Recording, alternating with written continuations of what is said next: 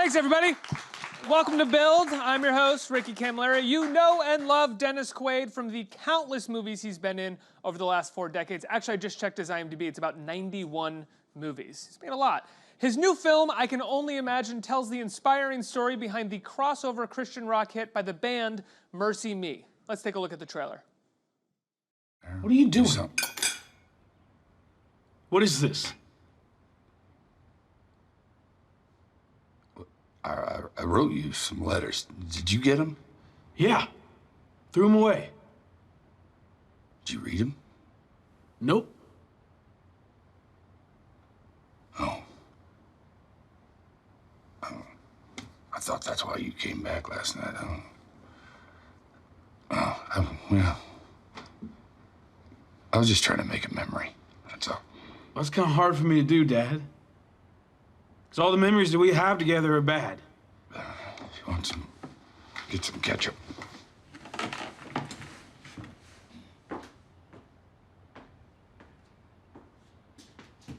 Son, I know that I did some things that You did some things? I got a memory for you, Dad. That night you beat me so badly that I had to sleep on my stomach because I was so bruised. I couldn't move.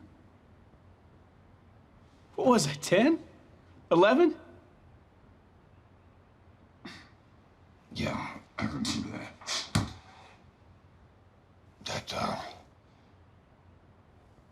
That tore me up. I cried that all night about what I did to you then. I cried too, Dad. In pain. Everybody, please welcome Dennis Quaid. Let's hear it.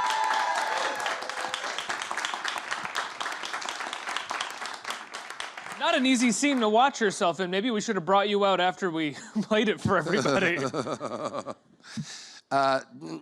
No, while I'm doing it, I think it's really important when I'm working, when you're doing heavy scenes like that, even in between takes, I just drop it. Really? Yeah, otherwise, you know. You can't take it with you. Well, it gets to be too much. You know, I'd rather have it on the screen than in between takes. So they call cut. You kind of find a way to walk away from it for a few minutes. There's only so much you can take, you know, in real life confrontations that you have with people. I mean, do you not feel that same way yourself? After a while, you have to just take a break. And, you know, this is a 1 minute, 2 minute scene, but, you know, it took 4 hours to do. And it's to stay in there is, yeah, at least for me, that's the way I work. This is also one of your I would say your better moments in the film in terms of being a decent guy. Yeah, he's looking for redemption. He's looking for forgiveness, and it's obvious that he can't forgive himself either. Really, he's just in the early stages of it. What made you want to take part in this film? Because the story hit me so profoundly in my heart and soul that because it's a story of abuse, but it's an inspirational story of redemption and how the impossible can be made possible, and through what I would call divine intervention. What was it like for you, or did you have any reservations at first of playing an abusive father? Well, of course, I'm not interested in just playing an abusive father. It was the arc of the character and what he goes through and what he and his son go through. And of course, it's a true story. And yeah, his father, Bart Millard, who wrote this song called I Can Only Imagine, that was a huge hit.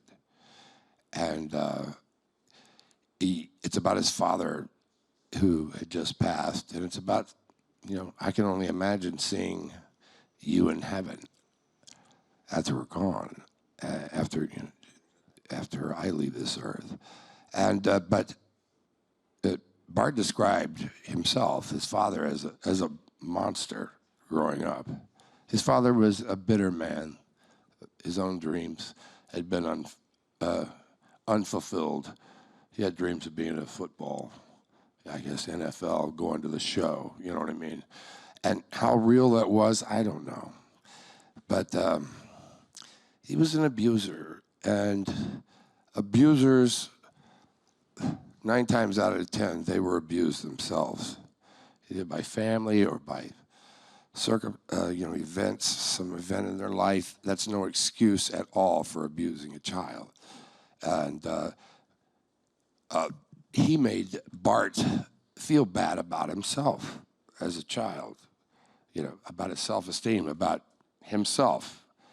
And even into his teen years, Arthur got cancer, that death sentence type of a cancer that's coming, and it's coming quick on you. And of course, that forces you to look at your life. And he started to pray. And when you get to where you're praying, there's no lying going on there. You've tried lying to yourself about it. That doesn't work. But he started to have a spiritual awakening. He wanted to have a relationship with his son. His son did not even know he had cancer, and he'd been long gone and never wanted to see his face again. And slowly he sought him out, and Bart started to notice a real change. And Bart was hanging on to carrying all that around, which had affected his life. That's what the chain of abuse does to people. And slowly what I call divine intervention came to a place in that they had a very loving, very close relationship when Arthur went out, the kind of relationship that Bart had always wanted. And Arthur gave him the gift of not having to carry all of that around for the rest of his life. It was a release. It was a freedom that he had. And wouldn't anybody want that, really? And that's what true forgiveness is. You forgive not only the other, but you forgive yourself. And just through grace. And but anyway, he wrote this song. It became this huge hit. And everyone who hears the song, what makes it so great is that people take it and put it in their personal lives.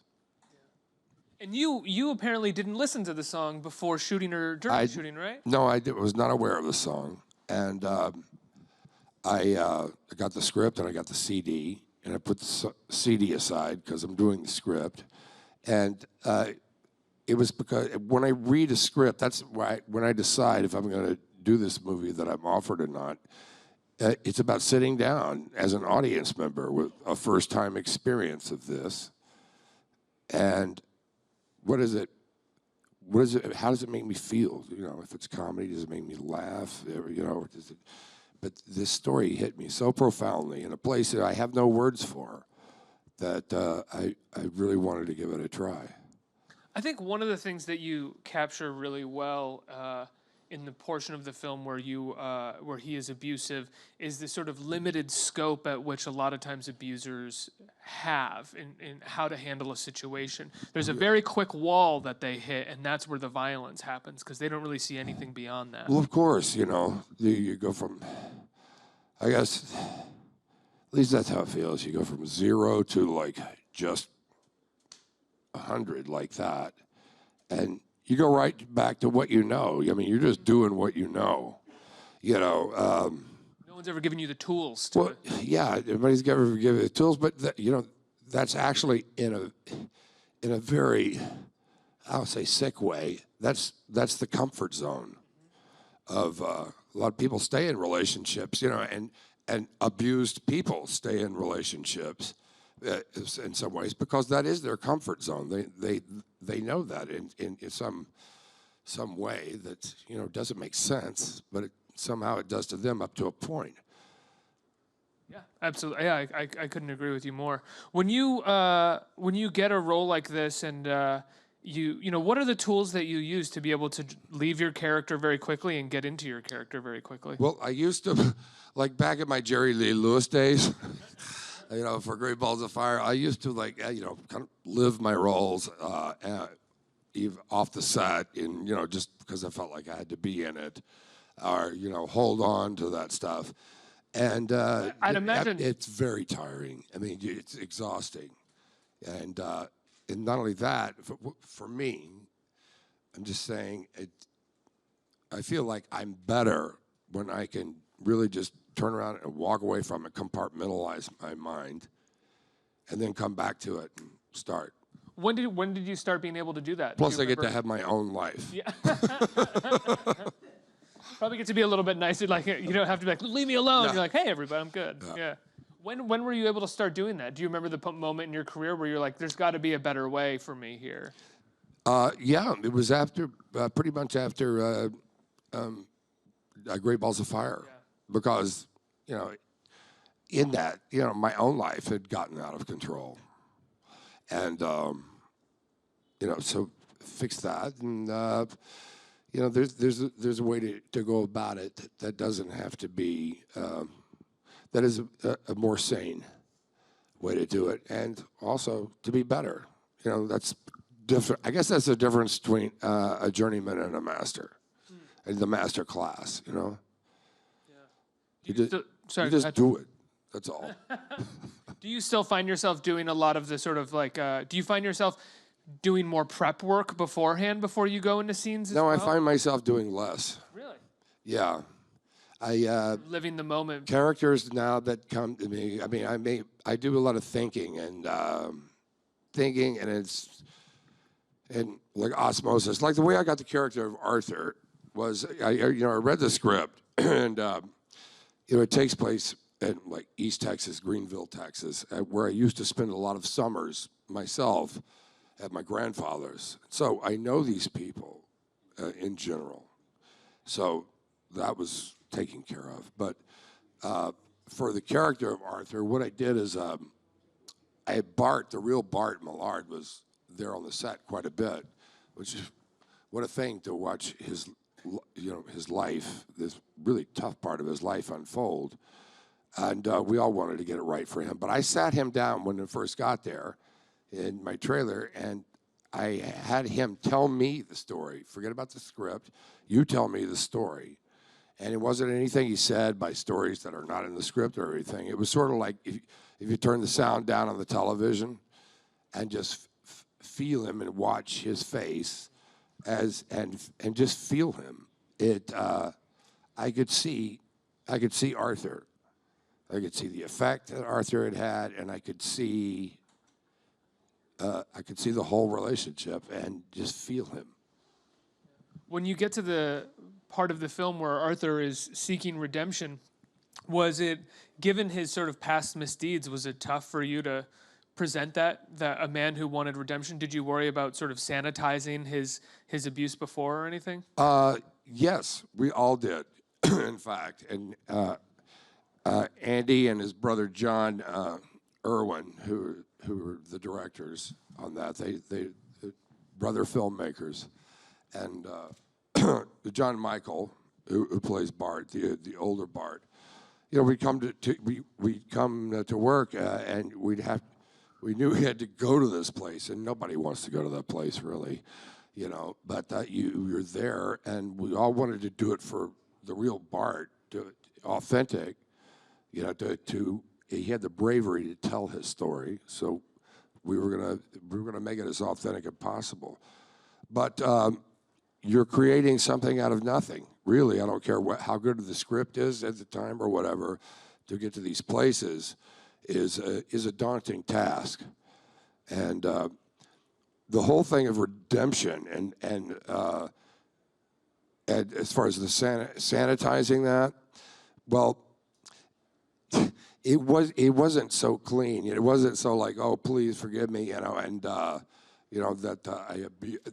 I was so mean to you and hit you and kicked you and abused you emotionally and verbally and physically.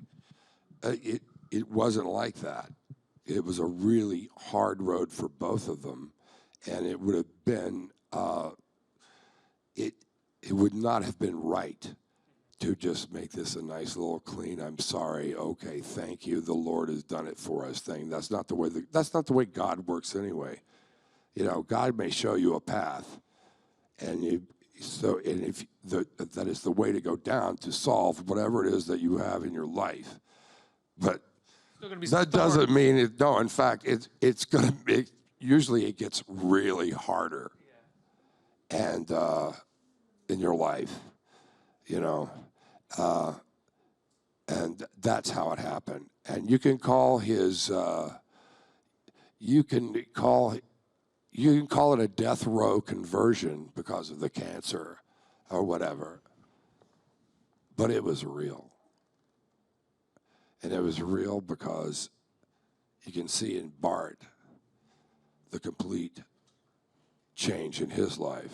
And you can see how he has the usual things that we all have, but basically he broke the chain of abuse. And, he walks this world in joy.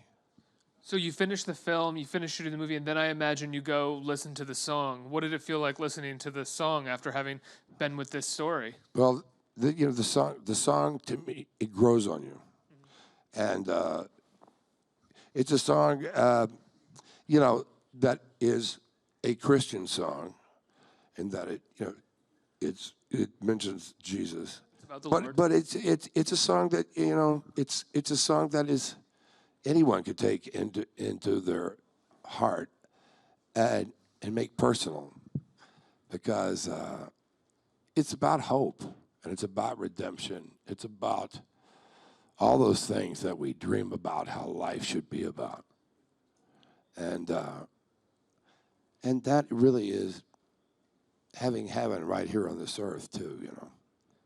Let's get some questions from our audience. What do we got? Right. Oh, you, sir. Hi, how are you? So you talked to Bart about his character and the story. Did you see Bart in Michael Finley, the actor, playing Bart? Did you see the same reactions from him when you were acting off of The feeling scenes? of it? Yeah. Well, I'll say, yeah, authentically, yes. The essence. I mean, even for me, I don't look exactly like Bart, like Arthur, but especially playing real people, I feel a responsibility to at least to capture the essence of them. You know what I mean? Because I know how I would feel if somebody was playing, if my story was being done. And, it might be uncomfortable, the facts of things, but if somebody can capture the essence of it, that's all that's needed. And he was great. He was so right there for me that, I'm a big believer that acting is reacting. And he was right there every day. Next question. Hi. I was wondering if you could talk more about how the script appealed to you before you took the role. Well, I got this movie, and I was offered out this film, and I just took it as a story. That's what I judge it on. Not necessarily on a faith-based film or this or this. There's so many films that back what we used to call what would be called faith-based, but it's a story and how it affects me.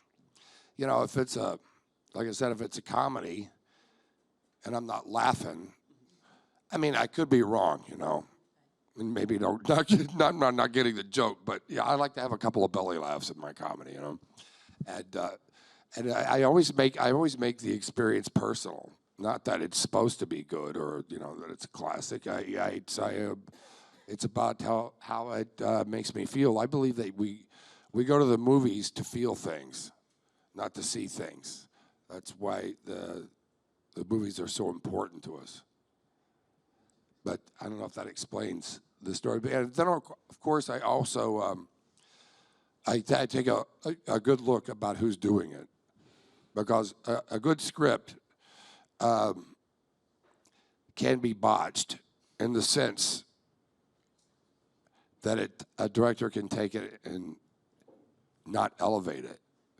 because that's what a really great director is supposed to do. You're supposed to take a really great script, and then you're supposed to make it incredible.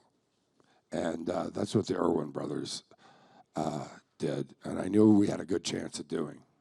When you look back over the course of your career, what are some other films of yours that you think were a situation where a great script got elevated by a great director? Well, The Right Stuff, The Big Easy for sure. The Big Easy was originally it was called Nothing But the Truth. It took place in Chicago, and it was a very, very kind of typical cliched story. And I went in to see Jim McBride, and he said the magic words, "I want to shoot it in New Orleans." Because New Orleans was kind of big in my life at that time. I just loved the city, how colorful it was, and nobody had ever captured the anything there outside of tourist with a hurricane going down the French Quarter. My favorite city in America. And it really captured the essence of New Orleans, that city, and it had a joie de vivre to it, man. There's le bon temps roulé, and it was different, but because of it, and that's how he elevated it. I think I have time for one more question right here. Hi, Dennis.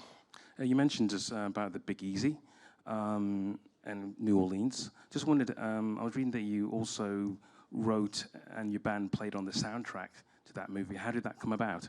Of the Big Easy? Yeah. My band wasn't on it, but I was there. I've always been into music, and before that I'd written actually several songs that had been in films.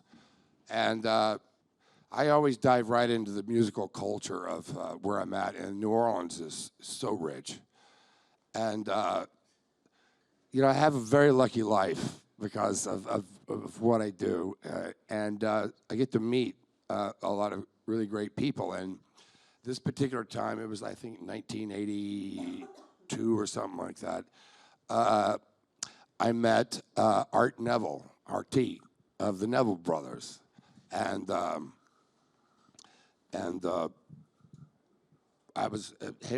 had just written this song that was sort of in the style of, Zydeco music a little bit, Zydeco Cajun music. And I wanted to record it. He said, "Well, man, let's come on down. I got a studio. We're going to record this thing, man." So we get down there, and recording is called "Closer to You," and we did it all in one night. And with the Neville Brothers, I was going, I had to scratch myself, pinch myself over this, and then David Byrne is contributing a little bit to it. And, it's just what an experience. You still play music. Weren't you just on tour for a little while? Yeah, we were at BB King's actually a couple of months ago, and we toured all over the United States except for the Southeast last year, and we're going to kind of double the dates that we did last year, this year, and we made a record and we're going to be the oldest guys to make it in rock and roll. That's what I'm saying. You heard it first. Get your big break at. Yeah. Where's that rule? Dennis, it's wonderful to have you here. I Can Only You bet. Imagine opens March 16th, which is next Friday, I believe, or the day Yes, after. that's correct. No, yeah, 16th. Right? That is correct. And if people want to see your band perform, they should check out the website, right? Yeah, check out the website, and we're making tour dates. I know we're going to be up in Connecticut sometime in June. Okay. And we're making dates around that as well, and festivals. And come out and see us because we're the only band with a money-back guarantee, by the way, just so you know, because if you don't have a good time, we will refund your money. Everybody, Dennis Quaid, let's hear it. All right, thank you.